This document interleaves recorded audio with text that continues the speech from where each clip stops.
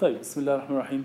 As we said last time, so we're still talking about the core network, and we said that the two paradigms, the two major paradigms in the core network are circuit switching and packet switching, and we said that circuit switching, we establish a virtual circuit end-to-end, so we have to establish the communication, we have to establish the session before, or establish the end-to-end connection before we start communication, and this establishment takes time, and also we allocate this end-to-end virtual circuit for this connection for the entire communication. So even if this connection is not sending too much traffic, still the virtual circuit end-to-end is allocated and consumed, which might not be efficient in some applications. Packet switching, on the other side, focuses on statistical multiplexing. Statistical multiplexing here talks about the fact that the packets independently will be entering the network from multiple users. There is no concept of establishing virtual circuit end-to-end. Each packet is an independent unit of communication that will be treated differently, which is very efficient from the network utilization standpoint. It's very efficient. Why? Because these packets can be routed in different directions. It can take any route. It can go out of sequence. But the network tries to do this packet forwarding and packet multiplexing in the most efficient way that can utilize the resources of the network to the maximum. But from the quality of service or the user satisfaction standpoint, packet switching may not be very efficient. And actually circuit switching is actually better in the sense of satisfying the user quality of service. Why? Because you establish the circuit from the beginning, and then the performance end-to-end is guaranteed, right? So you pick up the phone, you establish the circuit, performance is guaranteed. The voice will flow end-to-end smoothly because the circuit has been established. In packet switching, there is nothing established. So things can move into the network in any direction. They may arrive out of sequence and so on. So to understand this notion of statistical multiplexing, we will take some exercises today, some numerical exercises that will give us more indication about the difference between packet switching and circuit switching. One important feature for packet switching, and actually most of the circuit switching networks even use this concept, which is store and forward. By store and forward here, we mean that when the information goes into the network device uses the concept of store and forward. And what that means is the packet itself gets sent into bits. At the end, the bits will get sent over the link as an analog signal, right? And then it goes to any network device, whether it's a router or a switch. Usually the router or the switch, they use the concept of store and forward. Store and forward means that I have to receive the entire packet in the buffer of the router, process it, okay, and then send the packet to the next link or the next hub. Okay, so do I have any other option? Yes, you have other options. Once you receive any bit, you forward. But this will not allow you to produce or to perform any kind of processing on the packet level. Because as we all know, the router has to receive the entire packet, check some fields in this packet, right? Check, for example, the destination address, the source address, and so on. And then based on that, it puts the packet on the right buffer for the output port to be sent.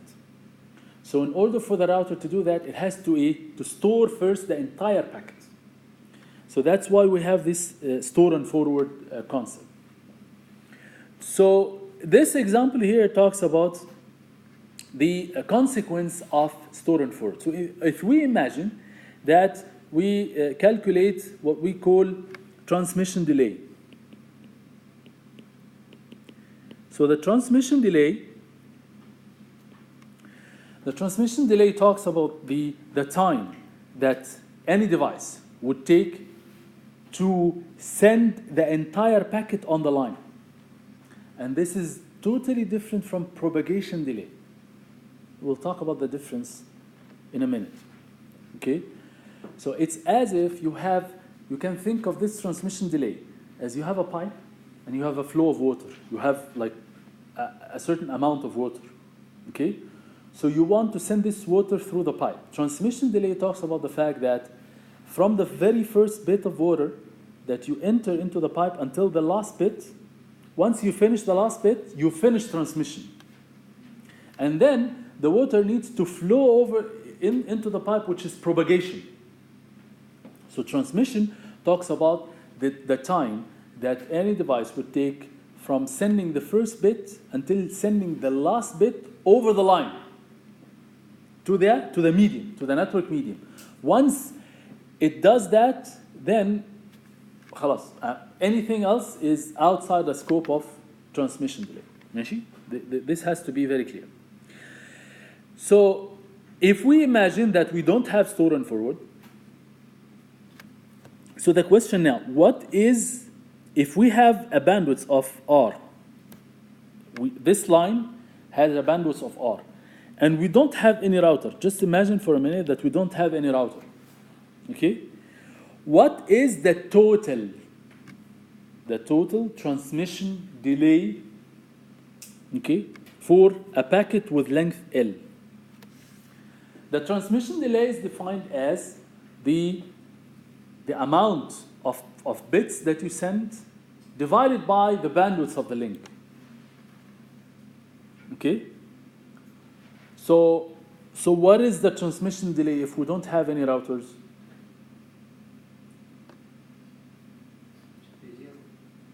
Yeah, the transmission delay. We are trying to send a packet with length L over a cable or a network medium with thickness or bandwidth R. So it's basically L over R. Okay? So this is the transmission delay. Once we start one network device, it becomes a... So if we have the scenario that we have two routers like this, what is the total transmission delay? 2 times that. 2 times. 2 or 3? 3. 3. بالظبط كده. Why? Because we finish sending the packet at this level using L over R. But then it will propagate and reach here. Then this router will have to use store and forward, which means it has to receive the entire packet, right? Process it, and then send. When it starts to send, you have another L by R. So here you have L by R. Here you have L divided by R. And here you have L divided by R. Right? Why? Because these routers use store and forward. If these routers do not use store and forward, or they do not exist, in that case, it's 1 L over R. Because I don't use store and forward. What we're trying to say here is that store and forward has some cost, or it actually increases the transmission delay. But there's no workaround, because we need to process this packet in order to reroute the packet, because the network itself looks like this. You have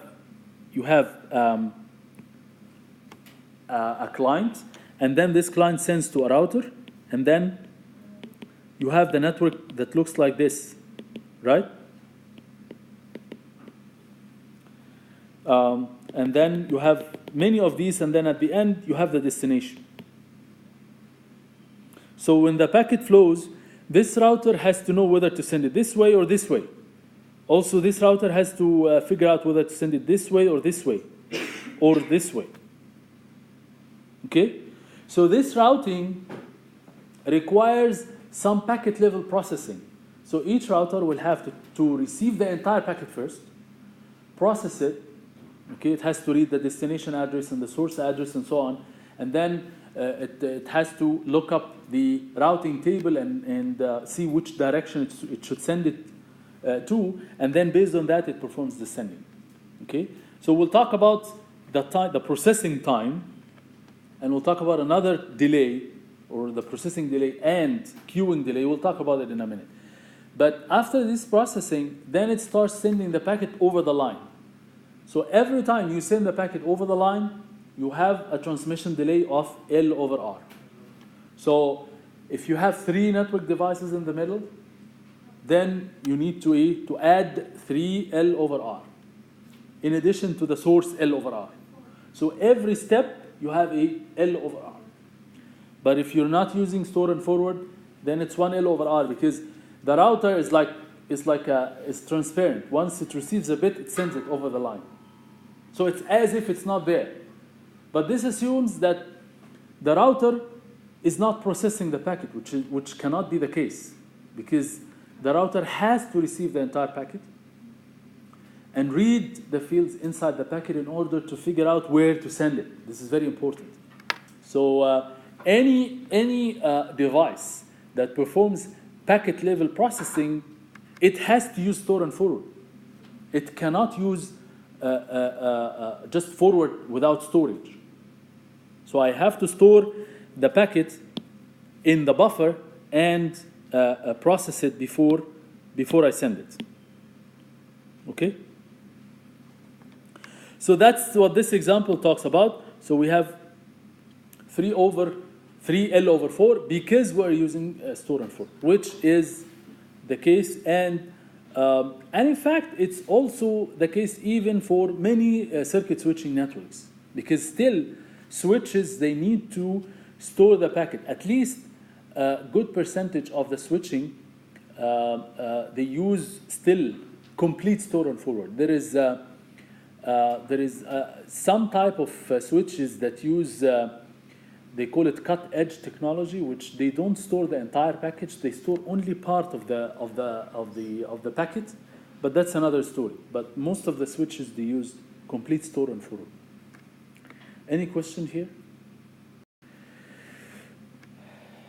Okay, so this is a more interesting example now. So comparing circuit switching with the packet switching. So if we have multiple users, n users, any number of users, and each user sends 100 kilobits per second. Okay? When active, this is very important. When active, which means that maybe we have a phone call, okay? But when we establish the circuit, we talk 10% of the time. The rest of the time we're not talking at all. Okay? That's typically what happens on the internet. Our communication is discrete in nature, which means that we tend to send some packets, but then we stop, and then we send some packets, and then we stop. So if we have a link, this link through the router has a bandwidth of 1 megabit per second bandwidth. Okay? And we have each user sending 100 kilobits per second when it's active. So the question is, how many users can I support?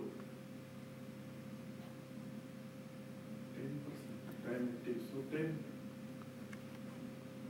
So if we were to use circuit switching, the maximum and the fixed time we can accommodate is 10, because 10 times 100 is 1,000 kilobits per second, which is 1 megabits per second, which is the bandwidth. So if I have 10 users, they will consume the entire bandwidth. Okay? But will this be efficient? Of course not. Why?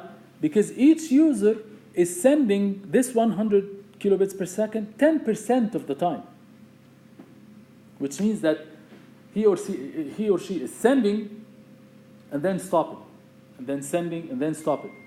And the transmission is actually 10% of the time, which means that if we divide the time horizon into time slots, in one time slot you're sending 100 kilobits per second, and then you're not sending anything for another 10 slots. And then after 10 slots, you're sending another 100 kilobits per second, and then you are silent for another 9 slots, and so on. So every 10 slots, you are sending 100 kilobits per second. Okay? So of course, circuit switching will not be efficient in that case. However, if I use circuit switching in that scenario, I have to support only 10 users. The 11th user, I cannot accommodate any more users. I have to say, just wait for someone to get out, and then you can get in. For packet switching, because of the statistical multiplexing, that's why we call it statistical multiplexing. What will happen is that I will aggregate the packets from the end users. These end users, as we can see in a minute, they can increase above 10, no problem. Okay? I will aggregate all the packets that are coming, and then I will store it in the router, and then I will process it one by one. Of course, 1 megabits per second means that each one will have to spend 1 over 10 to the power 6, which means 1 millisecond service time. This is what this bandwidth means. This means that each single bit, will take 1 millisecond to be transmitted, which is the reverse ratio of the bandwidth. So each bit takes 1 millisecond. Micro. 1 microsecond to be transmitted, right? 10 to the power minus 6. That's simple. So now if I have 10 users, I can accommodate 10 users, no problem. But can we increase the number of users above 10? So now, because it's statistical, we have to get into some probabilistic calculations now. Okay? So I need a little bit of focus here, because we're getting into some statistics. So what is if I have group of people or group of users, and each user is sending or playing, okay, 10% of the time. So the probability that one user is active is 10%. Okay? 10% means probability 0.1. 0.1, right? So what is the probability that 1 out of the 35 users is active? 1 by 35. 1 by 35. Totally wrong. The way we calculate this probability now is using what we call a binomial distribution. And in binomial distribution, what happens is that you have a group of people, right? So if you want to calculate the probability that only one person is active, it's actually the probability that one of them is active and all the others are non-active. And once we say and in probability means what? Multiply, right? So it's actually the probability, and let's say the probability for one user is P. Just make it simple, which is in our case 0.1. But we want to make it general, okay? So the probability that 1 out of the 35 is sending is the probability that 1 is sending and All the rest are not sending, right? And means multiplication, right?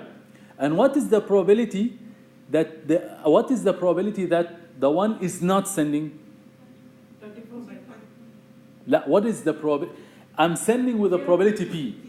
So I'm not sending with a probability 1 minus P, which means if I'm sending with a probability 10%, this means that I'm not sending with a probability of 90%, right? Which is 1 minus P. So the probability of anyone not sending is 1 minus P. And we're saying that 1 is transmitting and all the rest are 34, right? So all the other 34 are not transmitting and only 1 is transmitting. Okay? Is this it? No, because, well, the probability that one of them is transmitting and the others are not transmitting is fine. But this one may be person number 1 or person number 2 or person number 3 or person number 4 or person. So we have to repeat this same thing 35 times. Right? Because the person who is transmitting may be different. So we have 35 people. So this one is transmitting and the 34 are not transmitting. Or this one is transmitting and the other 34 are not. Or this one. So this means that any selection, any combination of 1 from 35, how do we do this? 35C1, right? It's a combination of 35C1. If we want to select 1 from 35, we have 35 possibilities. If we want to select 2 out of 35, it's 35C2 or 35C3 and so on. So this is what we call binomial distribution. We call this binomial distribution. Okay? We did not solve the problem yet. We're still getting there. I'm just trying to prepare you. So this is only the probability of one user is transmitting out of the 35. Okay? What is the probability that we can accommodate up to 10 users, which is fine. Okay? What is the probability that more than 10 users are transmitting? So the probability that more than 10 users out of 35 are transmitting.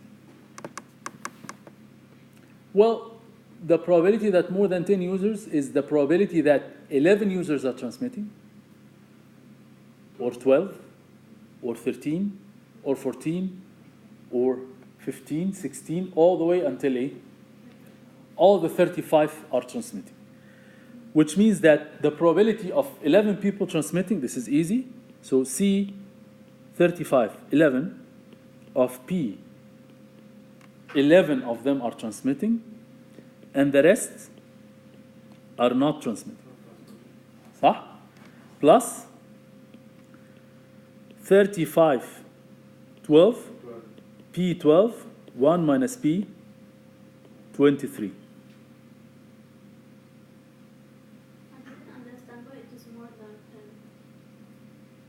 The probability of more than 10, we're trying to calculate the probability of more than 10, because if more than 10 are transmitting at the same time, what does that mean? This means that we have a capacity above the bandwidth of the channel. So, first of all, for packet switching, we're trying to first estimate the probability that more than 10 users are sending at the same time. No, they can. We'll answer this other part of the question. They can. Even this they can. Because again, I mean, what will happen? Well, the router will store them in the buffer. It's as if you are coming into the bank, okay? So you have 10 tellers. You have 10 tellers in the back, okay? So you get all of them are busy. What do? You wait in the line, right? and then you wait for your turn, and then when one teller becomes empty, you get in, right? But same as circuit. In circuit switching, this scenario will not happen because from the beginning, I will not accommodate more than 10. This is the difference here. For packet switching, what we're trying to say here, for packet switching, yes, for packet switching, we will accommodate. We don't have any information, okay, prior to transmission, how many users will send at the same time. In circuit switching, we have this information. How? Because at the beginning, we establish the circuit, right? So we will actually forget the statistical part, and we will establish the circuit based on the maximum transmission rate that this user is sending, which is the worst case. This is the bad part about circuit switching, that you have to reserve the resources based on the worst case. You have to do that. Okay? 90% of the time circuit is idle. Sorry? So 90% of the time circuit is idle. Yeah. So the problem with that is that 90% of the time, the user has the circuit and he's not transmitting anything. But we have to reserve that from the beginning. So now with packet switching, because we're not doing any prior reservation, okay, what we're trying to tell you here is that if the user is active 10% of the time, if you calculate this probability this way, you are following how we calculate this probability? Okay. So this is systematic. Here in this slide, it tells you that this probability is, in fact, if you calculate it, it's 0.0004, which means that it's 0.04%. Okay? So first of all, the probability, because each user is active only 10% of the time, the probability that 11 users are sending at the exact same time is very, very low. So there is no point of estimating the worst case because the probability is very low. And even then, can we say that this will not work in the net? No, it will. Why? If we have more than 100 megabits per second, this means that the router will be busy. So what it will do is that it will store the incoming packets into the queue, into the buffer. And then when it finishes the transmitting the packets in the buffer, then it takes another one from the line, which is what we call a queuing delay. So queuing happens only when the network is busy or when the router is busy. It's exactly similar to the fact that you're coming into the bank and all the tellers are busy. The tellers in our case are the output ports of the router. All the output ports are busy. So, okay, so you have to wait in the line for the router to finish transmitting these packets, and then it will take another packet and put it on the output. Why would you choose 30 packet? It's just an example. No, it's just an exam, make it 100. But then the calculations will have to be... Of course, there is some method in the book, very يعني, detailed numerical that we don't want to get to, but this is the method. The method is that you use binomial distribution and you're trying to select a subset of people from a group of people. This is how you do it. The combination is basically NCR, or NC, the number of users you're trying to select. And then you calculate how many users should be active, okay, and how many users are not supposed to be active. And the probability of active users is P, or in our case, 0.1. And the probability of non-active is a 1. I'm not clear of the 0004. Is it the percentage that it... No, it's 0004 is the probability. In terms of percentage, you have to multiply by 100, which is... The probability is that it's active. The probability... This is the probability that more than 10 people, or actually 11 or more people are transmitting at the exact same time. Among the verified. At the exact same time.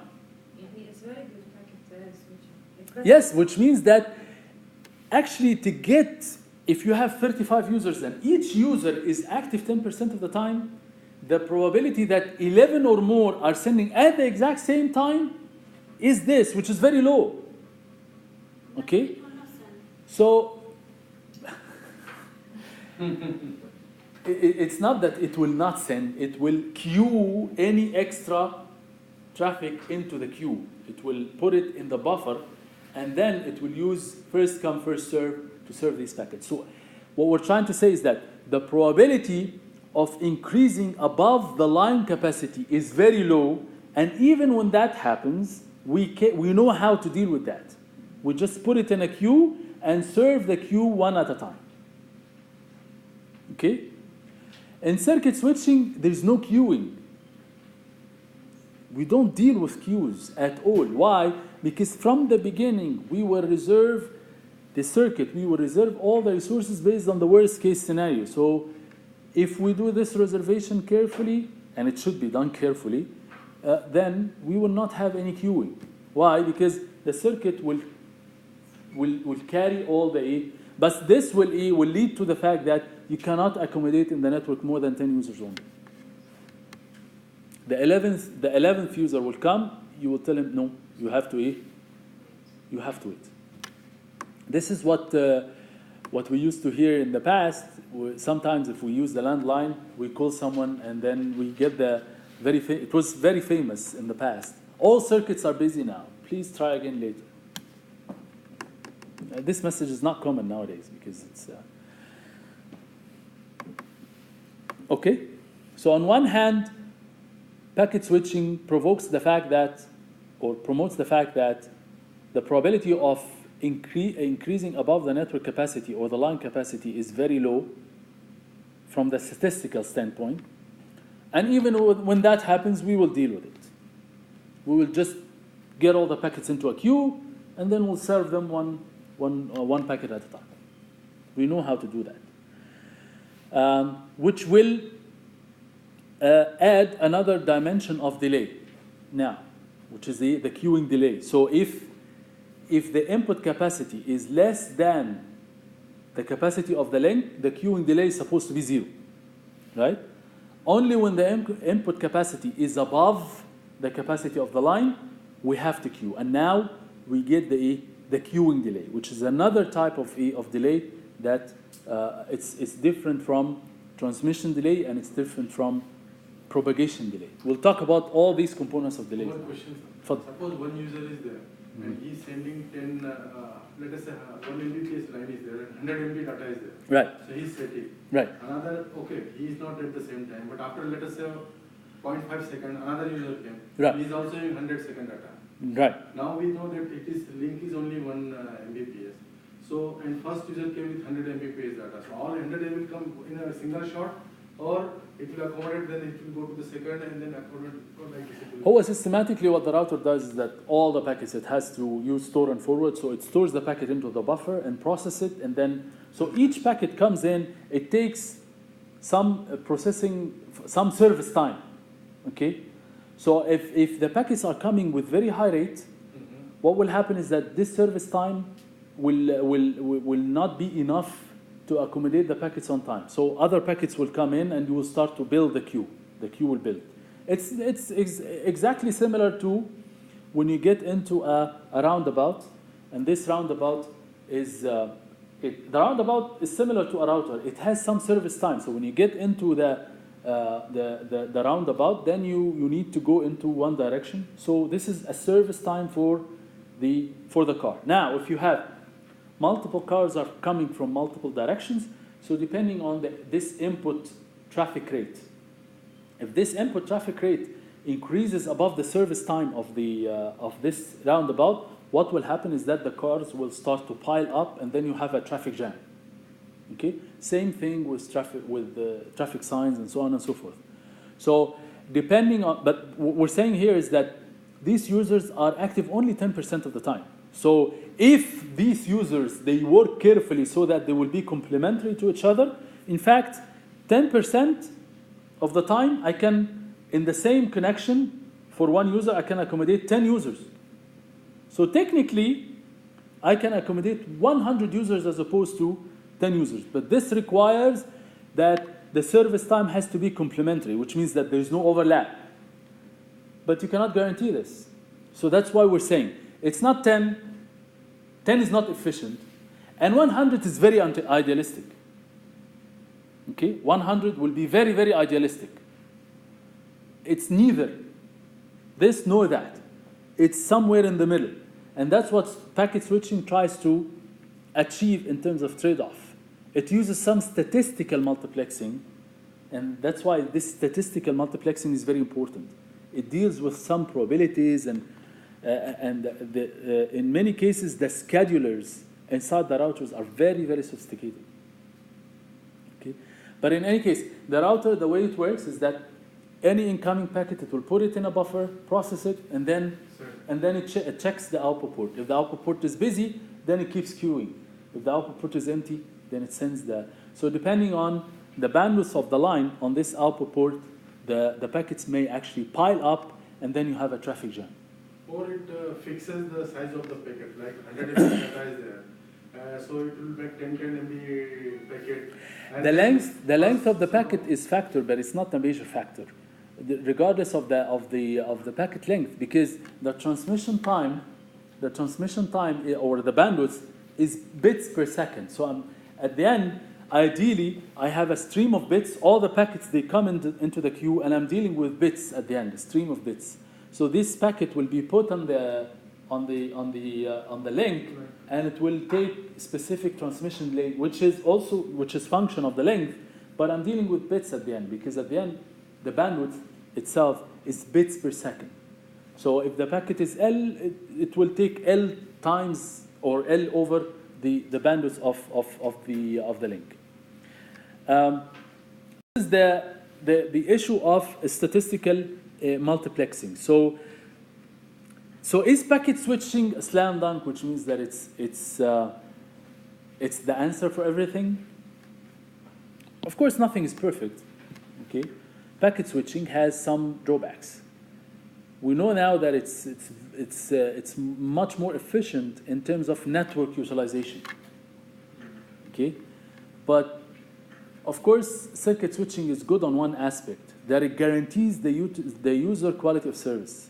You can provide guaranteed performance to the user, and that's what used to happen in the early days for landlines. You get predictable voice quality. In packet switching, until very recently, when we use Skype or we use any voice chat, we used to get very deteriorated voice quality, right? Because the internet did not have quality of service built into it.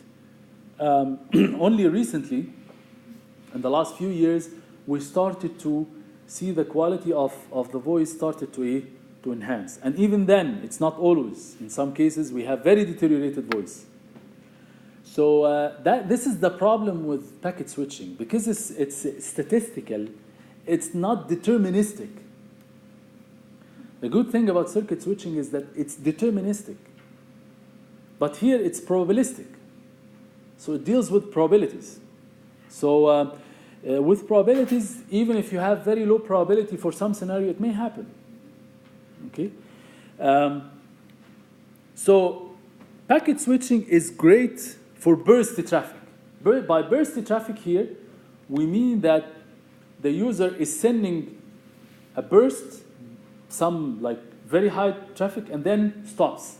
And then it sends high traffic and then stops. This is the bursty traffic. Okay, so bursty traffic is the trickiest scenario for circuit switching. Is the worst for circuit switching. Why? Because burst traffic, the example that we talked about, the user sends 100 kilobits per second, but then stops. 100 kilobits per second burst, and then stops for 90% of the time. Unfortunately, using circuit switching, we have to establish a virtual circuit with 100 kilobits per second, even though it's not used 90% of the time.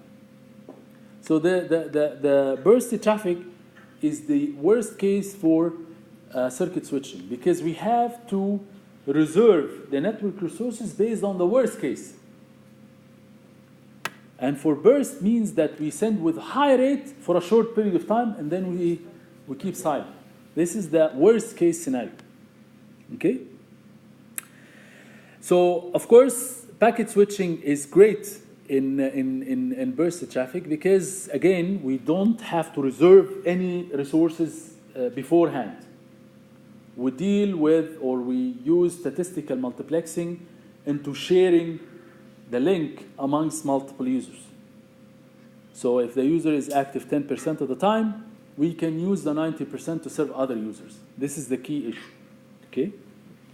So we have much more efficient resource sharing, and it's simpler in the sense that there is no cold setup.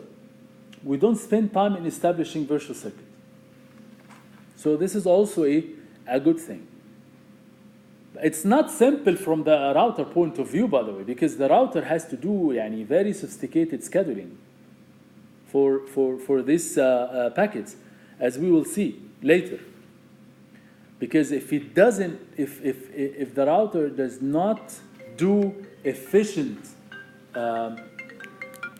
if the router doesn't do efficient resource allocation, the performance for the user will be very bad. So it has to do careful resource reservation. Type.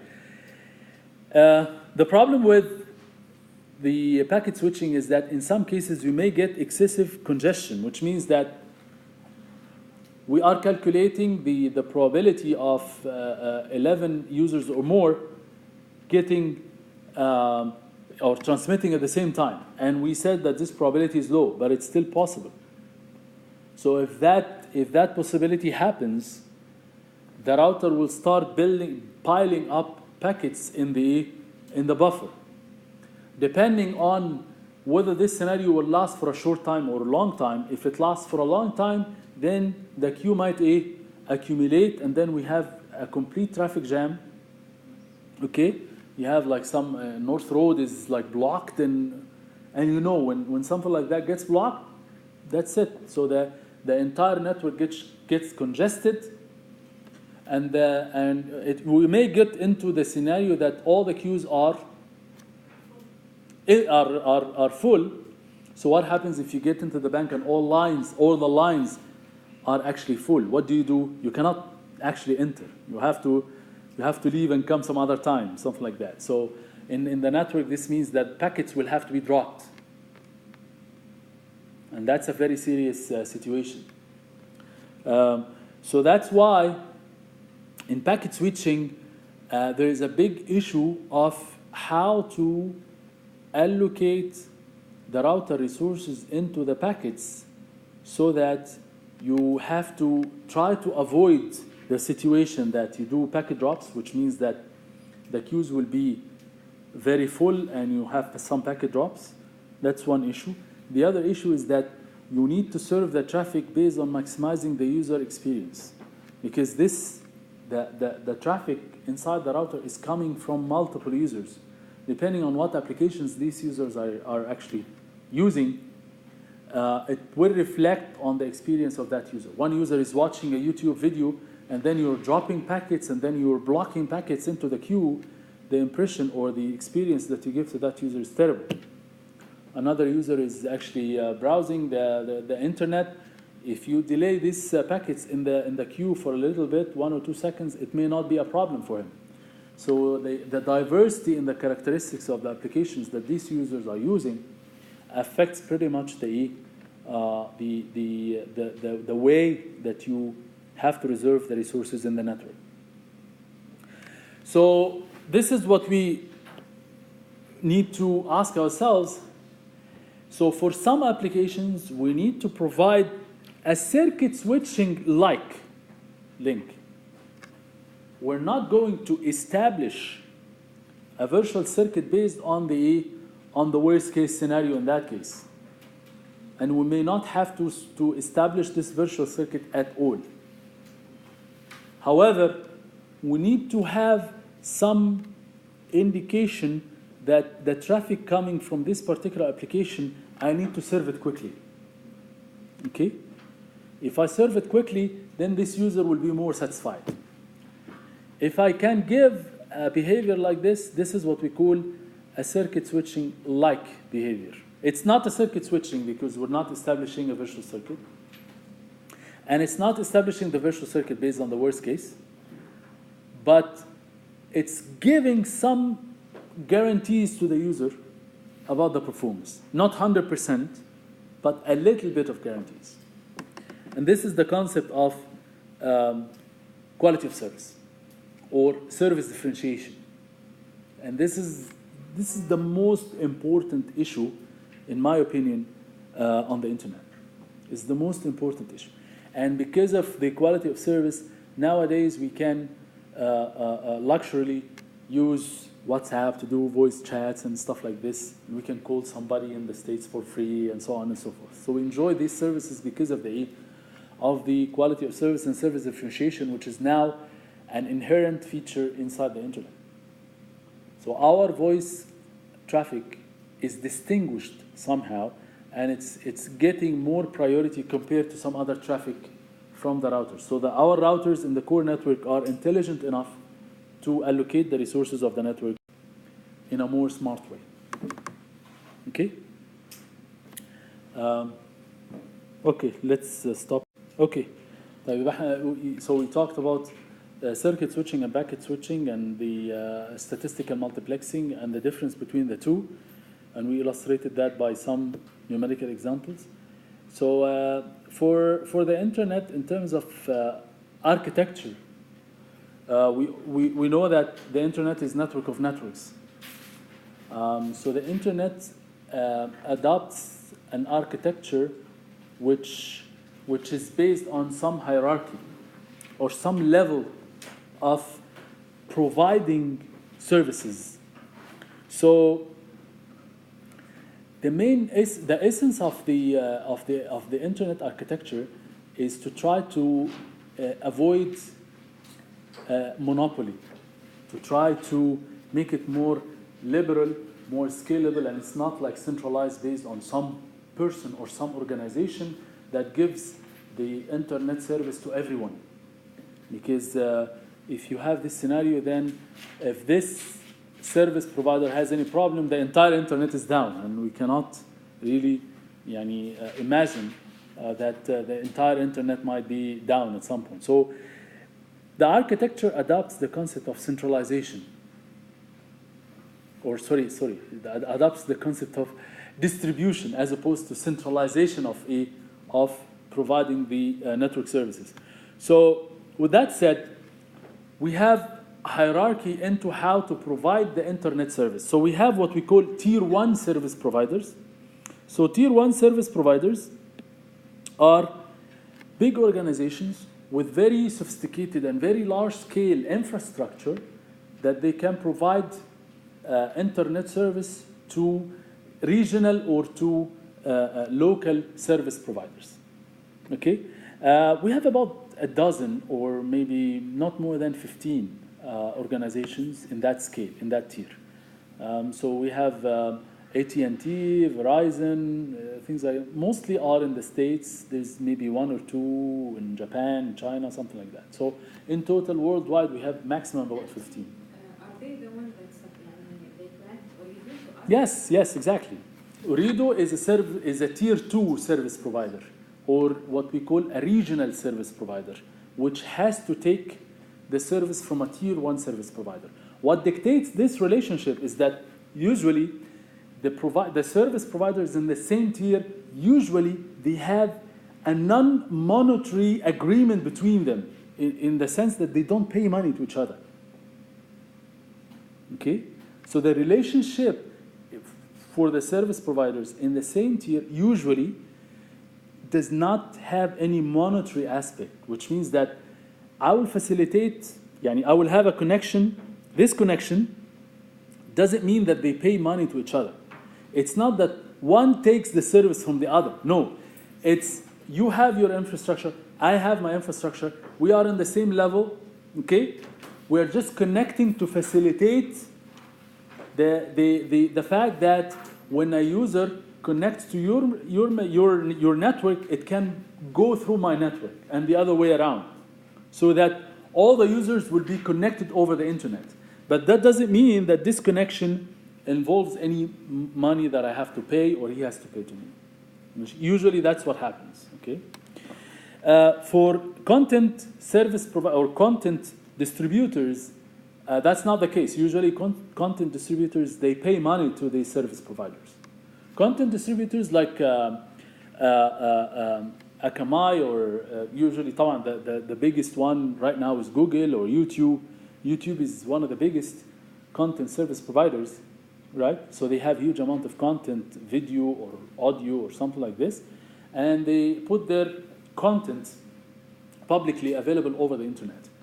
So they have hundreds or maybe thousands of servers that are distributed over worldwide. Usually they have a network of servers, which is like an intranet, if you will, an intranet of servers. So all these servers are connected in an intranet. But then this intranet is somewhat exposed to the internet to facilitate the consumption of this content from these servers. Okay, so usually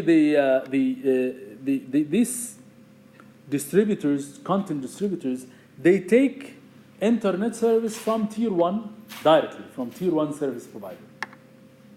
And in that case, they pay money to them, okay, depending on the amount of traffic that flows into their network.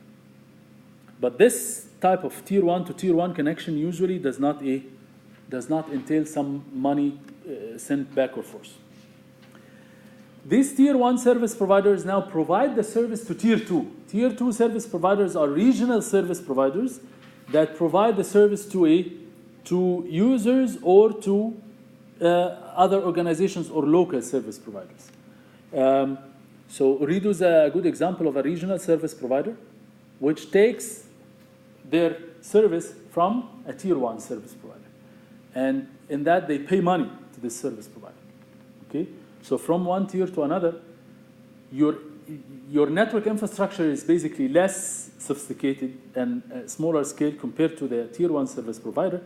And you have to take the service from a tier 1 service provider, in which case you have to pay. Okay? Tier 2 providers can connect to each other. Yes, directly. that's a good point. Yes, again, if tier 2, they choose to connect to each other, like I can imagine that somehow Ooredoo has some connection with Vodafone. There's nothing wrong with that. They connect to their network, they connect their networks directly to facilitate lower costs in terms of providing service to national or local users.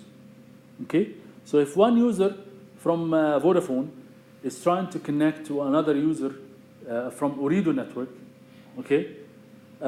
If we don't have this connection, we have to go from the user to Vodafone network, and then from Vodafone network to tier 1, and then from tier 1 to tier 1 for Ooredoo, and then, you see what I mean? So in that case, you have to pay money.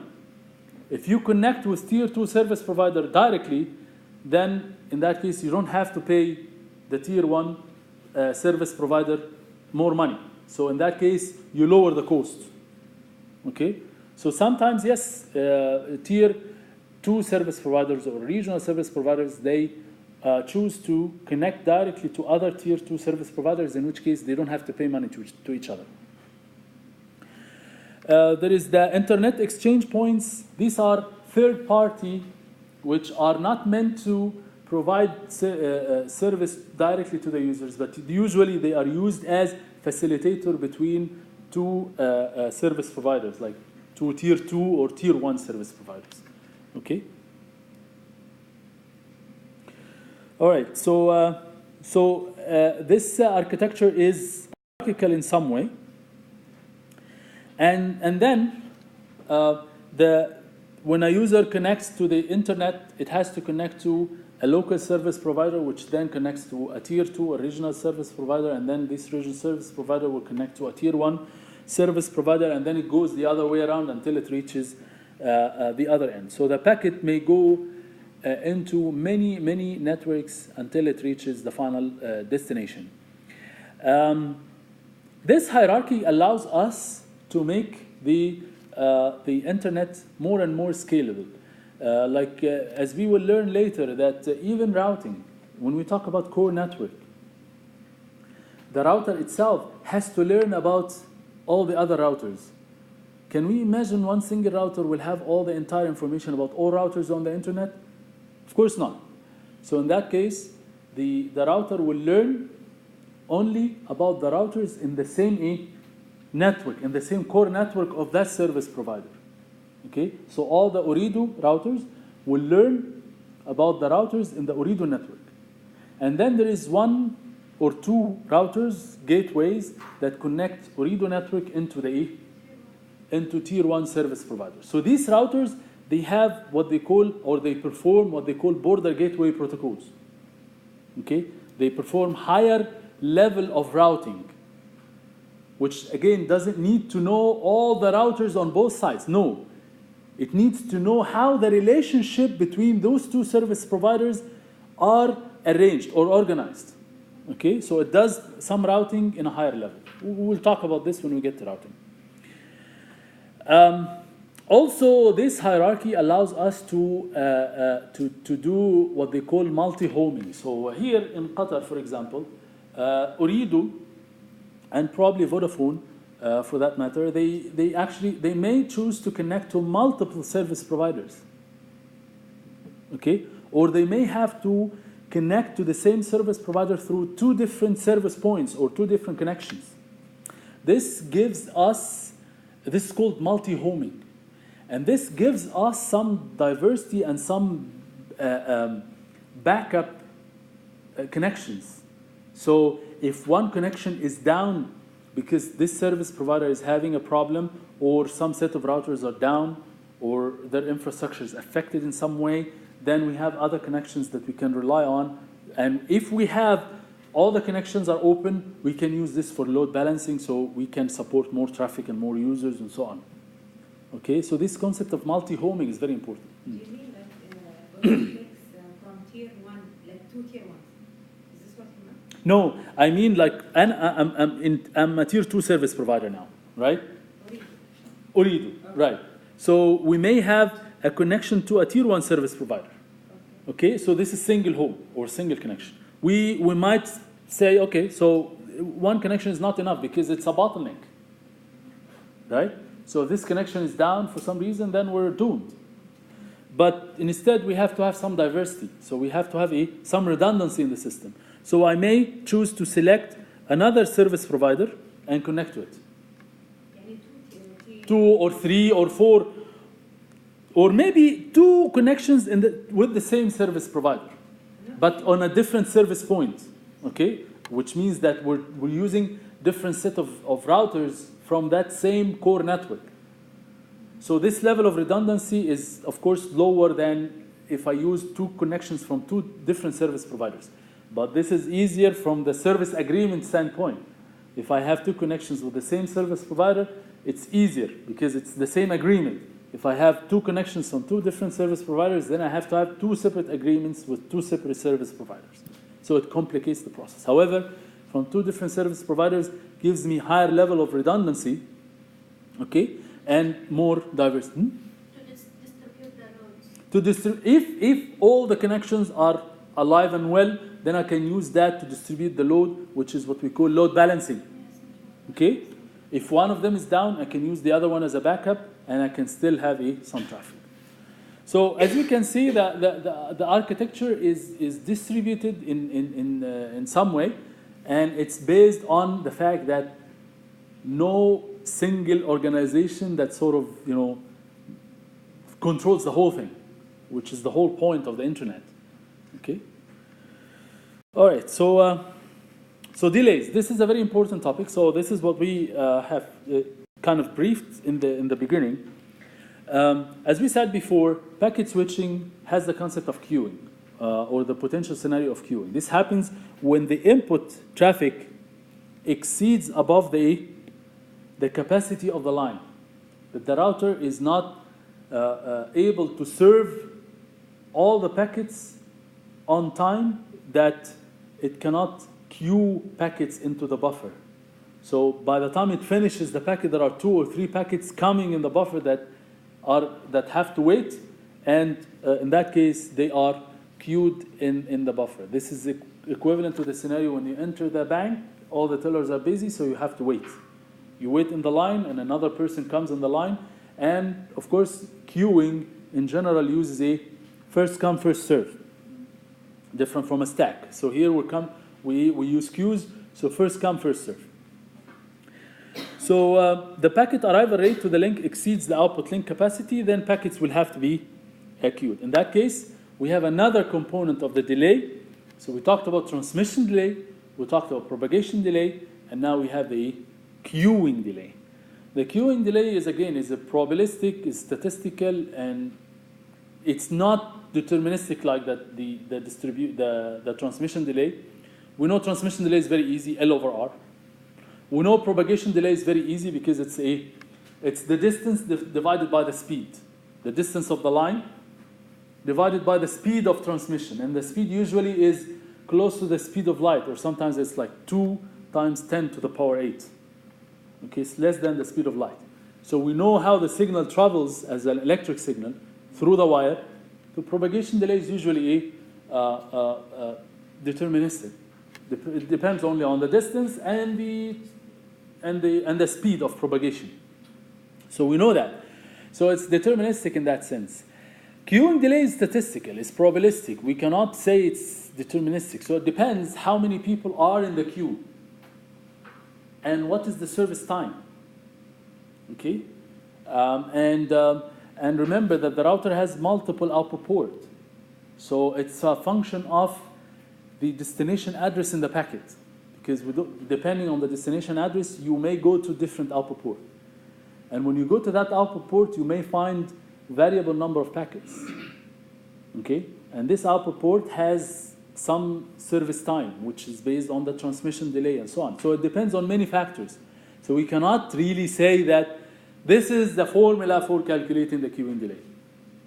Okay? It's probabilistic, it's statistical, and in that sense, it's usually very challenging to estimate.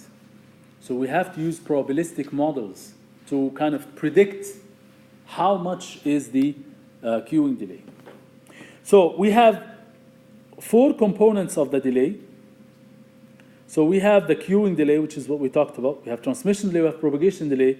Processing delay here is the time that the router will use to read the destination address, look up the routing table, and identify what output port this packet should be sent to. Okay? So this is the processing delay. And again, it's not deterministic, and it's based on the clock that this router is using, the CPU power, and so on and so forth. Usually, the processing delay is negligible. It's very, very small. And in some cases, the propagation delay is also negligible because it's based on the speed of light. And usually, the distance of the link is around like 100 meters. If you divide the 100 meters by the speed of light, the propagation delay maybe will be like 1 or 2 nanoseconds. So usually, we're talking about a transmission delay of, let's say, like 10 milliseconds or something. So 10 milliseconds compared to 1 nanosecond, we usually neglect the propagation delay in some cases. Queuing delay, as we said, is variable, undeterministic. We cannot calculate it. And transmission delay is based on the bandwidth. The processing delay, it depends on the method that you use, store and forward or fast forwarding, something like that or not? The non-store and forward case, we don't do any processing. We pretty much, like, the packet comes, the first bit in the packet, it comes, it goes. We don't do any kind of processing. This is the non-store and forward case. The store and forward, we have to store the entire packet, process it, and in that case, you have processing delay, you have queuing delay, you have transmission delay, and you have all of this. As we said, there is a middle case, yes, which is usually used by switches. There are switches that use first like few bits only. The first few bits only. And based on these bits, it actually knows where to switch. That's يعني somewhere in between. And in that case, Because with the processing delay, yes. is almost negligible. In that case, it's also what we're saying here is that even for the store and forward, processing delay is negligible. So you can imagine if we're talking about this middle case, definitely we can neglect the processing time as well. It's all microseconds. Yeah, nano حتى. يعني it's very small. So for processing is used when you store the packet. Of course, the first thing you have to do is to check whether the packet has received correctly or not. You have to use the CRC and check errors and so on. If the packet is in error, then you don't even do routing. You don't even do the next. You just throw it, right? You have to determine the output port, which involves that you have to consult the routing table and you have to check the destination address and so on. And typically it's in the range of milliseconds. Versus the queuing delay, it's time wait at the output port, and it depends whether the output port itself is busy, the service time, the transmission delay, and so on. And it depends on the congestion level, and in that case it's probabilistic. You cannot have a deterministic formula to calculate it. Then this is the transmission delay as we have explained before, and this is a propagation delay. Propagation delay, as we said, is based on the distance of the link, the length of the cable, or in the case of wireless, the distance between the source and the destination. And the speed, is the speed of the electric signal in that case. Speed of the electric signal is slightly less compared to the speed of light. Speed of light is in fiber optics. Speed of the electric signal is usually around 2 times 10 to the power 8. So again, it's in some cases, if we imagine the typical like 100 meter divided by 2 times 10 to the power 6, this is how much? Like, yeah, you can calculate it. Not more than like maybe in the range of one microsecond or something, maximum. So depending on the distance and depending on how the transmission delay looks like in terms of bandwidth. So the bandwidth in that case may be transmission delay is the dominant factor, or if the link is very, very high bandwidth, if the link has a very, very high bandwidth, then and only then the propagation delay becomes significant. Okay, so if the service time or the transmission delay is very, very low, which means that you have a bandwidth of like 1 gigabits per second. So in that case, the typical transmission delay will be in the range of maybe 10 microseconds or something, and in that case, the propagation delay becomes significant. Not neglected in that case. This is the analogy, like using a caravan. So this is like you are going into a highway, and in the highway, usually, I'm not sure if you have tried this before. In the beginning of the highway, you have a toll booth, and then you have to pay something, and then you go into the highway. When you go into the highway, you go straight forward, no traffic lights or nothing, and then you get to the end of the highway, you get to another gate, and then this is the end. So this is exactly similar to the transmission delay and the propagation delay. This example illustrates the difference between transmission delay and propagation delay. So the example here tries to explain the fact that the transmission delay is similar to sending multiple cars. So each car represents one single bit. So if you have 10 cars, caravan, this is like a packet. So when the last car becomes here on the line, that's when the transmission delay finishes. And then the cars will get into the highway, and then the propagation delay depends on the distance of the highway divided by the speed of the car. Of course, here the cars will get to the booth one at a time, and then when it enters, it uses a very fast speed to go into the highway. So this is exactly similar to transmission, delay versus propagation delay. So there are two cases here. So how long does the whole caravan take in order to reach to here?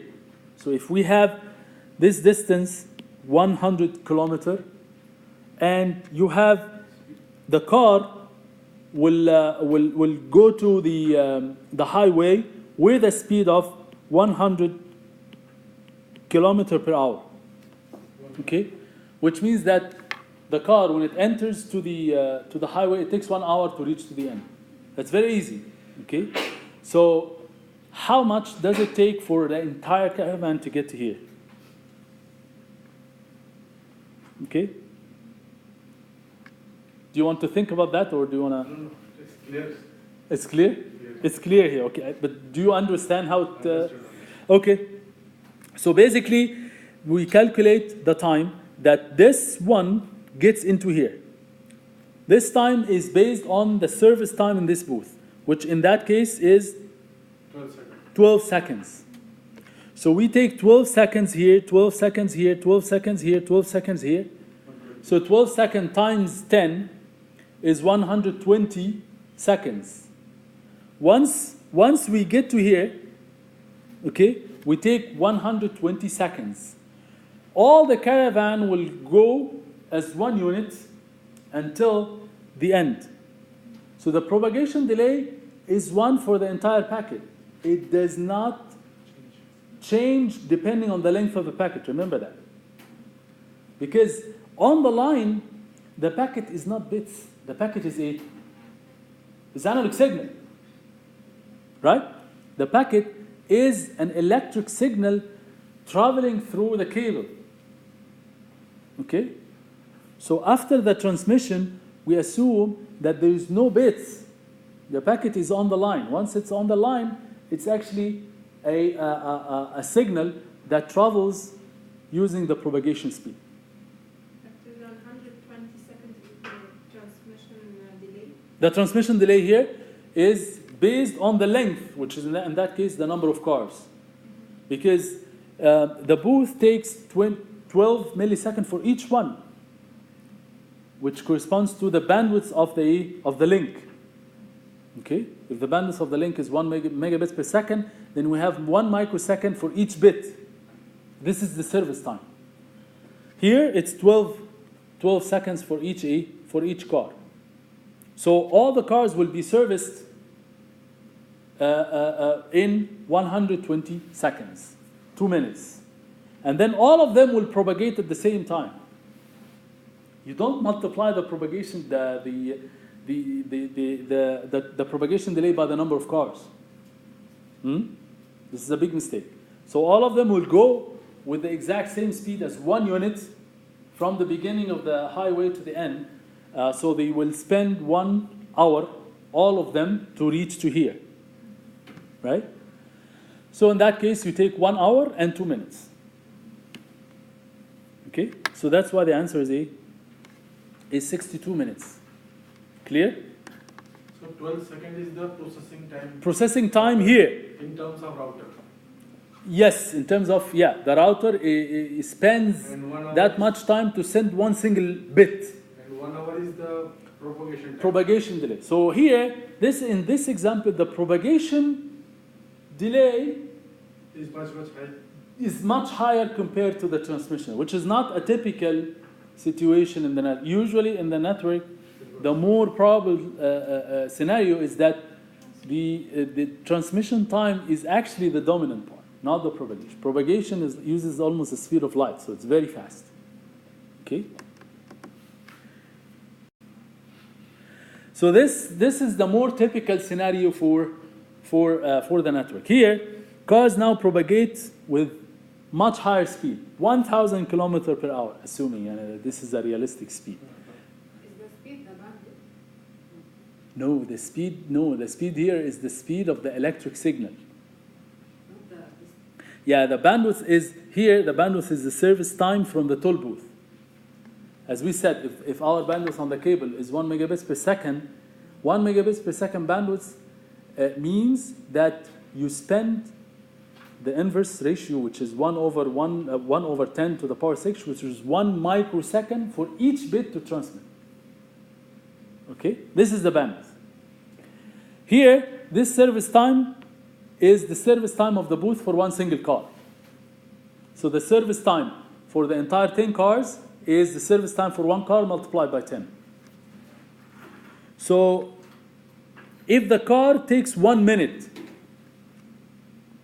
to, if the booth now takes 1 minute to service a car, what is the time taken for this caravan to reach to the end? The transmission delay. Eh? The transmission. Yeah, the transmission delay here, the transmission delay or the service time multiplied by 10, right?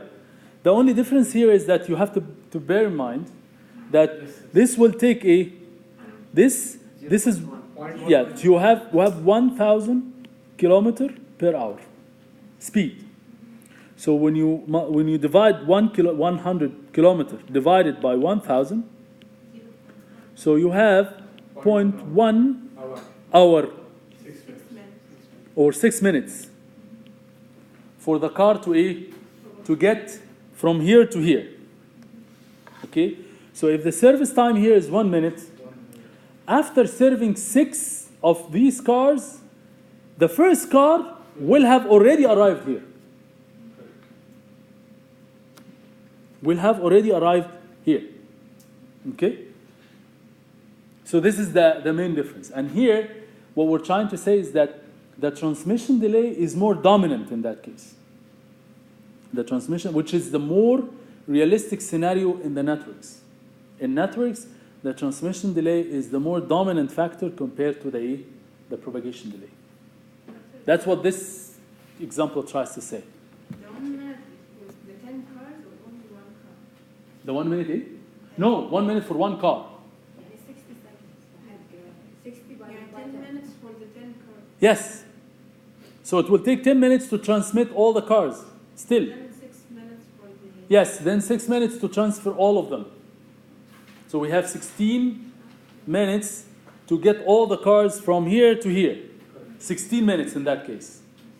The only difference here is that this example tries to show the scenario when the transmission delay is more dominant in that case. Because we have the service time is 1 minute. Whereas the speed of the car is very high. So the cars propagate through the highway only in 6 minutes. It travels the entire highway in 6 minutes. So by the time the first car reaches here, you have 6 cars inside the highway and 4 cars are still waiting to be served. فاهم؟ واضحة دي؟ This car will take 1 minute, right? 2, 3, 4, 5, all the way to 10, right? After 1 minute, this car is already here, right? And it will take 6 minutes to get to here, right? صح? Which means that at 6, all these 6 cars are inside. Okay. You see what I mean? Yes. Are inside the highway. And then 4 are still being served. They are still not entered to the highway yet. Okay? So by the time 6 cars will arrive, there are 4 cars that are still trying to be served to enter the highway.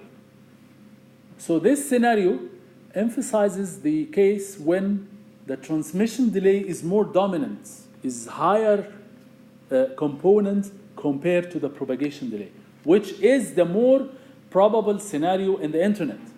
That's what we're trying to say. Even for wireless.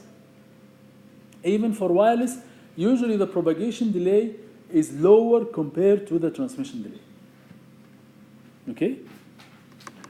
Any questions? So we'll talk about the queuing delay. As we said, the queuing delay is a statistical component and it depends on so many factors.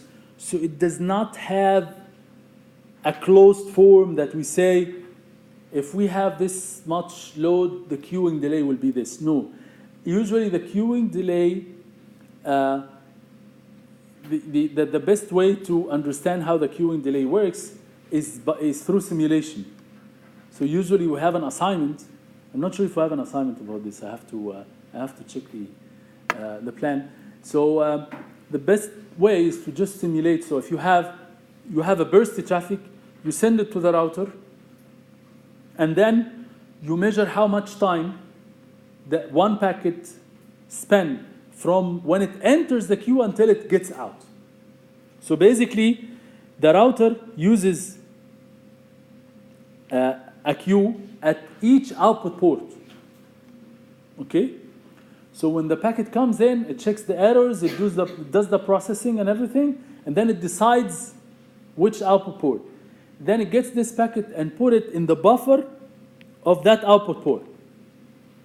So when you enter it to the buffer, you set the time. Okay? Like Ti. And then when this same packet gets output from the queue, then you say T out. The queuing delay in that case will be T out minus TR. T output minus TN. This is the queuing delay. Then what you do by now is that you can just send packets with different rates, okay, and measure the queuing delay based on different load on the router. So first of all, we have to know that if the input load is slightly is similar to the capacity of the link, then the queuing delay will be very low. Okay, not necessarily zero. It is almost same, no? So whatever. Yeah, it's as if you are getting into the bank, somebody else is being served, he gets out and you get in. So almost the queuing delay is negligible. It doesn't have to be zero, but usually in the very, very, very low level. So the more traffic intensity, the more queuing delay, and usually the queuing delay increases exponentially. That's what this tries to say here. It increases exponentially, which means that when the traffic intensity increases, okay, the queuing delay increases even more. And that's why if you have increase in the traffic, when you have a traffic jam, everybody gets delayed, and the delay increases a lot. So if you get into مثلا North Road or something, and there is a traffic jam, everybody is delayed, and then خلاص it stops, and خلاص يعني the queuing delay becomes really, really high. So traffic jam affects everyone, and the queuing delay usually increases exponentially. So this load intensity or this traffic intensity is based on, of course, this is the transmission delay of one single packet, and A is like the arrival rate, the average packet arrival rate. So I have within 1 second, I have مثلا 10 packets per second. Okay? If I have an average, on the average, as we said, bursty traffic means that we may receive actually huge amount of traffic in one short time, and then we don't receive anything after that. Remember here, when we talk about, that's why we have this average packet delay arrival.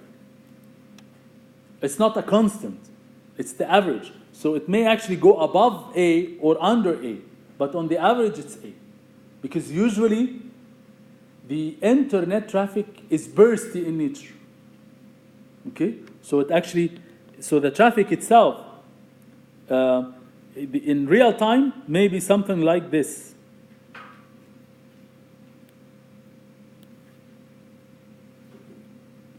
When you calculate this average, this is A.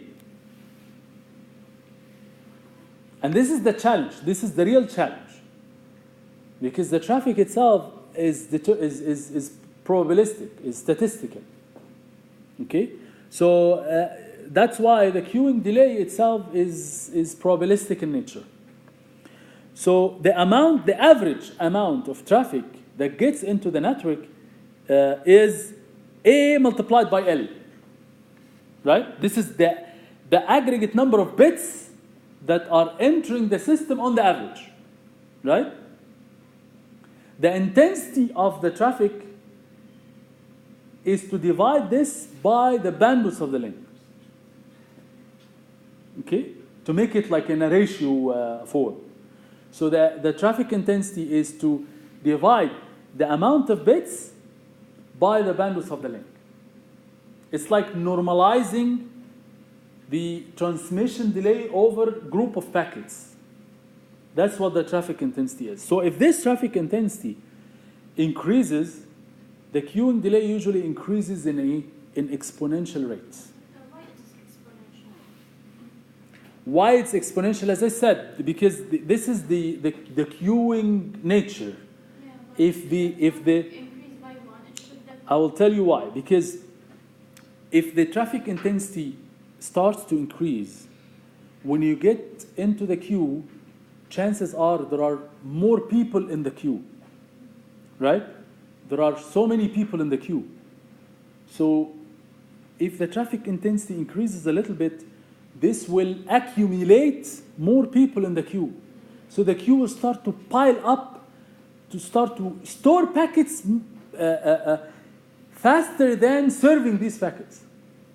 So if the traffic intensity increases a little bit, okay, the queues will start building up, right? And accumulatively, some packets will enter into the queue, and the queue is still growing. You see what I mean? The queue is growing, which means that the queuing delay will keep increasing. Okay? When does it decrease?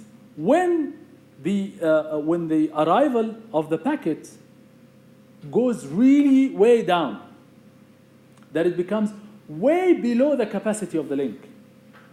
Then the queue starts to empty. But even then, the queue will not empty in no time, right? The queue needs some time to clear. So that's why if the input rate is less than the capacity, that doesn't mean that the queuing delay is 0. You see what I mean? Because there's still some residual traffic from the bursts that happened before. So the queuing delay might not be 0 in that case. If the traffic intensity increases above the network capacity, what will happen is that this queue will grow, will keep growing for some time, right? It will only reduce when the input rate goes way down compared to the capacity.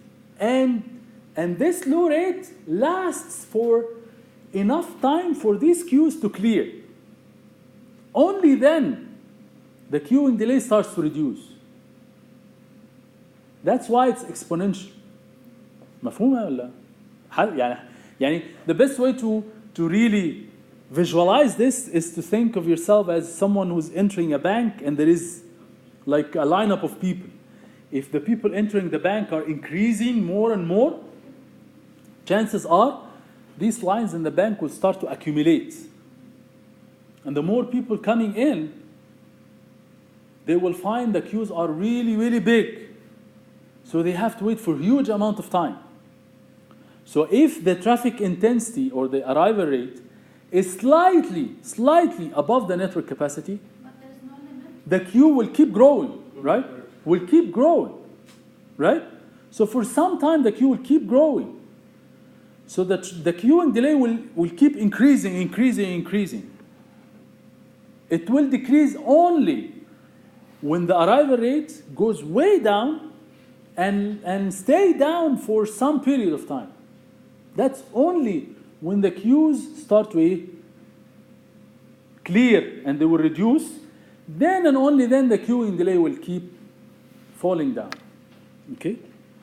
That's why they have exponential growth, and actually linear drop. يعني if you have a traffic like this and you try in real time to see how the evolution of the queuing delay for this, it may actually go up very fast and here it may actually go down a little bit, just linearly. So it increases exponentially, reduces linearly. Okay, and the best way to really try this numerically, I have some feeling about the numerical values of this because I did some simulation before. But when you try to do some simulation, and you can try with actual values of the traffic intensity, you can get more numerical results about this, and you can analyze this in a more efficient way. Okay.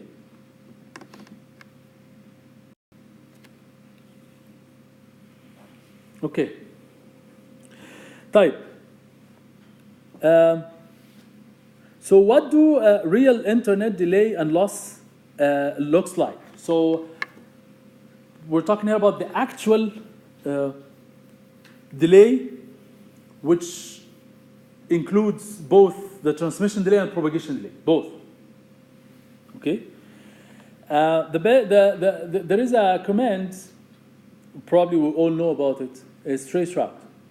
And the way that traceroute works is that when you say traceroute on the command line on network, when you say traceroute, and then you give it the destination address, what happens is that the way traceroute works is that it sends 3 probes or 3 packets.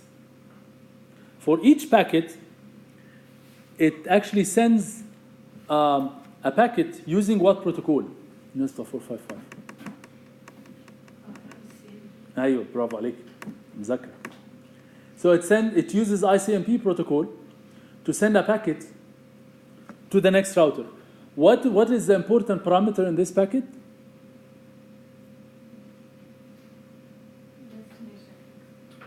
No, the destination, of course, the destination. But what is the most important parameter in this packet? No, it's the time to live. What happens is that the source will send a packet with a time to live of 1. Why? So that it gets to the first router and it stops there. And the router, when the time to live is 1, this means that it goes only for 1 hop. So it gets here, and this router will say, okay, the time to live now is 0. It decrements the time to live. So it reaches the end, but I'm not the destination. So it will have to reply back to the source with a reply back, and the reply back in that case will be, this is the delay, and I cannot send this packet any further because the time to live is only 1.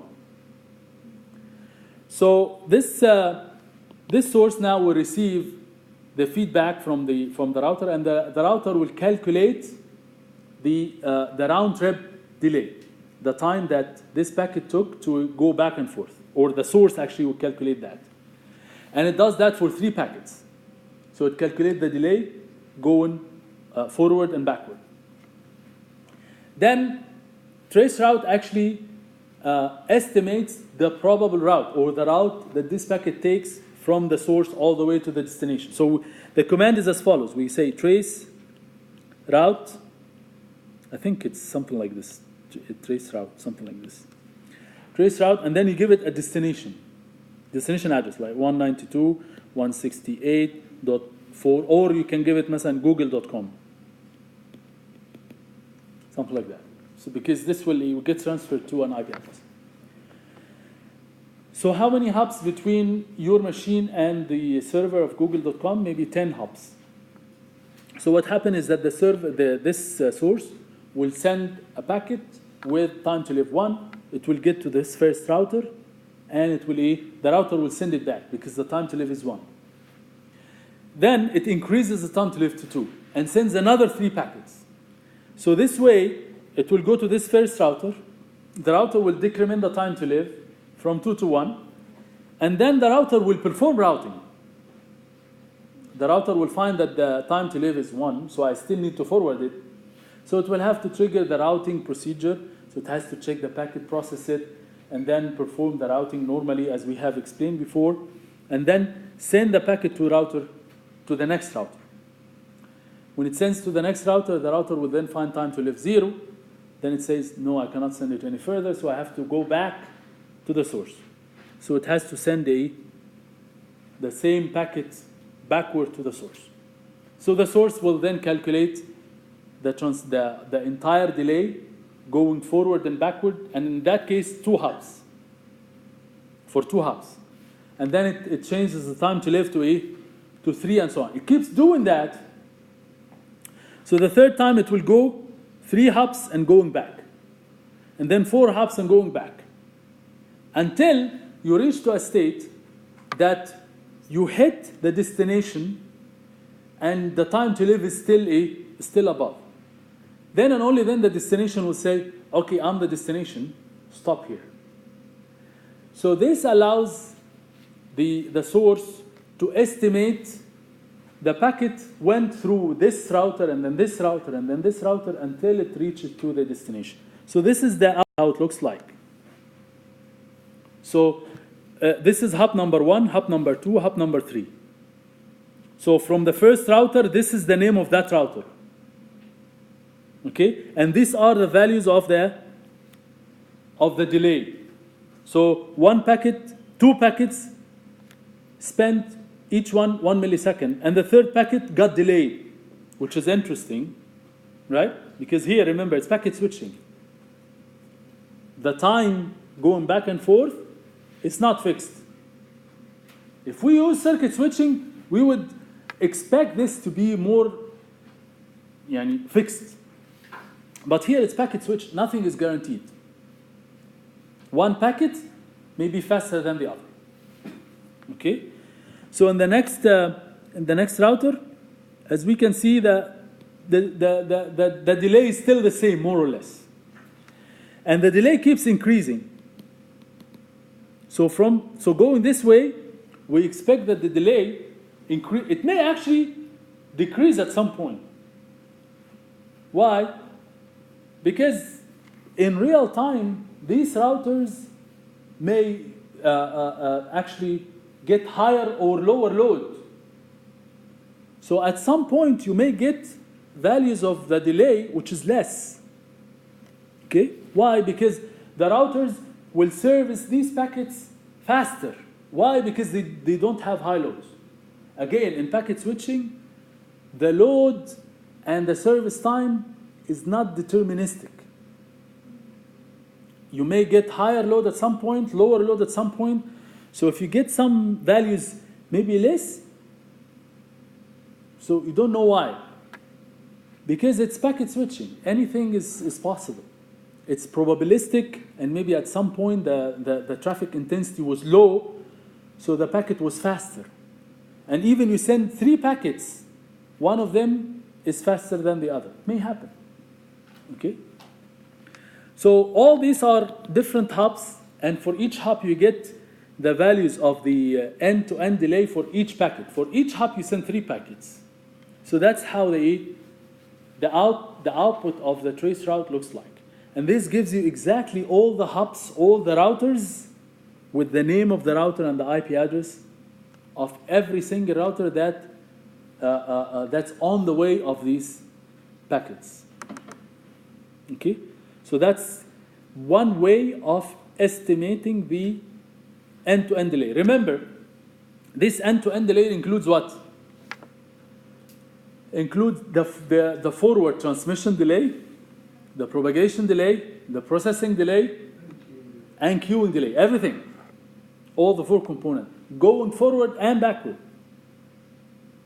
Okay? So this time is double time. It means 132 seconds. It went from one end to last end and then come back. Where is the third? Yeah, 1/3. Yes. So Yes. the total means two-way time.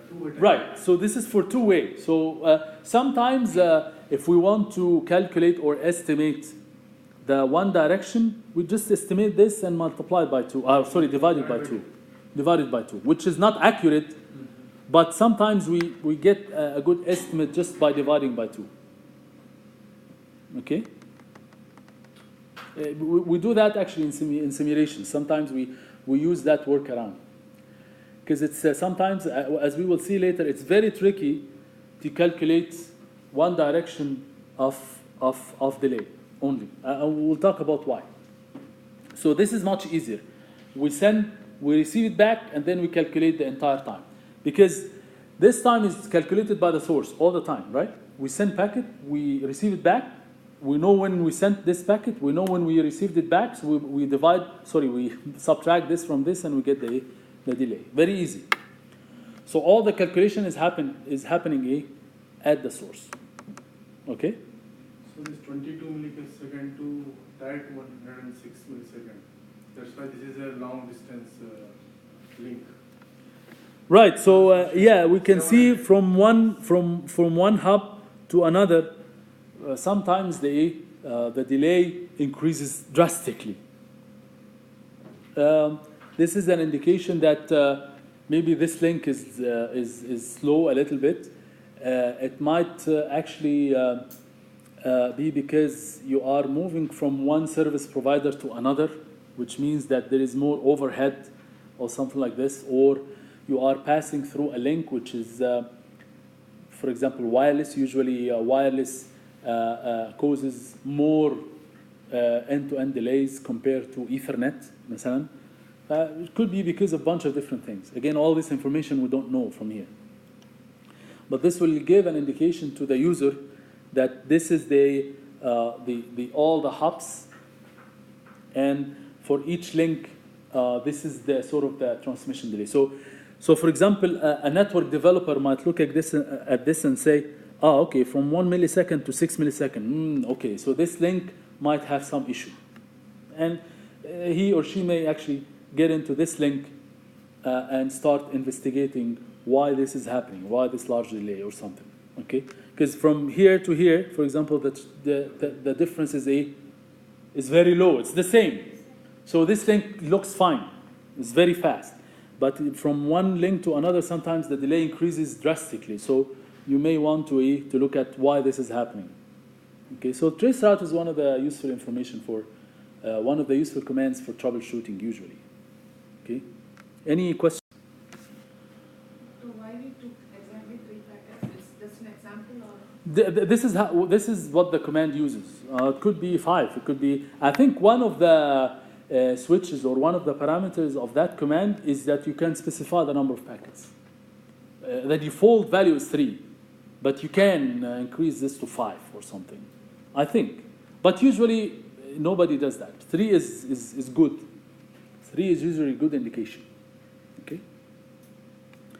So we'll stop here. This slide is very easy. So when does the packet loss happens in routers?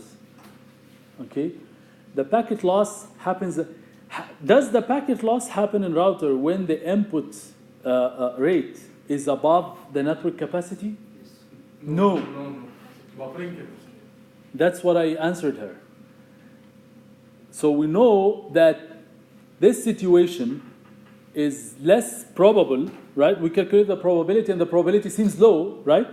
But even when this happens, we can queue the packets, and we can serve them later, right?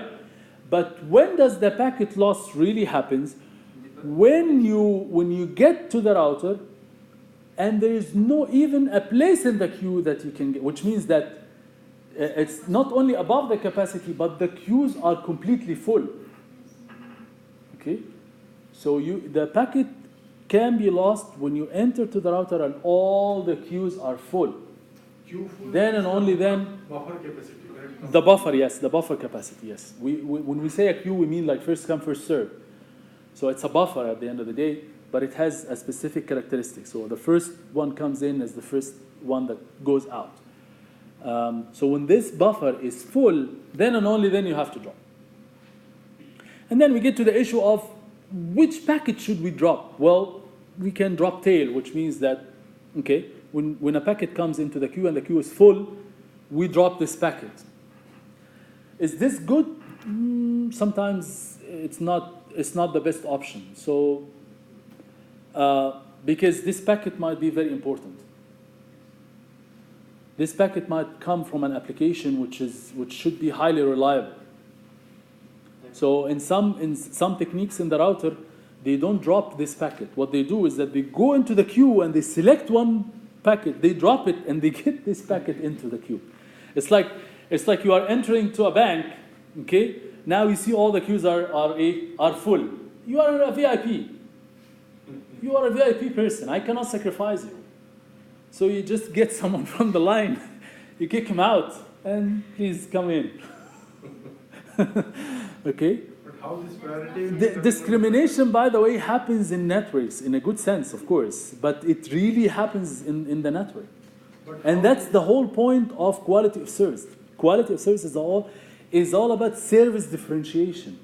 But service differentiation with the objective of maximizing the user capacity. A user who pays more should get higher service. A user who pays less gets less service. A user who is like an individual like myself is using a certain application is definitely less important than QU, sending this application to Ooredoo. So if Ooredoo has some traffic from QU or some traffic from a person, okay, they usually sacrifice the individuals rather than sacrificing organizations, right? Because they have strong agreement with organizations and they have certain quality of service levels. So sometimes packet loss needs to be scheduled, okay? In some cases, which packet, when I get into the queue, which packet should I select? Even this is a critical question. This is the question. Should I go into the queue one by one to see which one is the poorest packet that I can use as a victim, or just select one randomly, or all these are possible? Source address. Yeah, all these are possible techniques, and each one has certain advantages and disadvantages. Okay, so packet loss itself might be a tricky thing. Okay, so we'll stop here.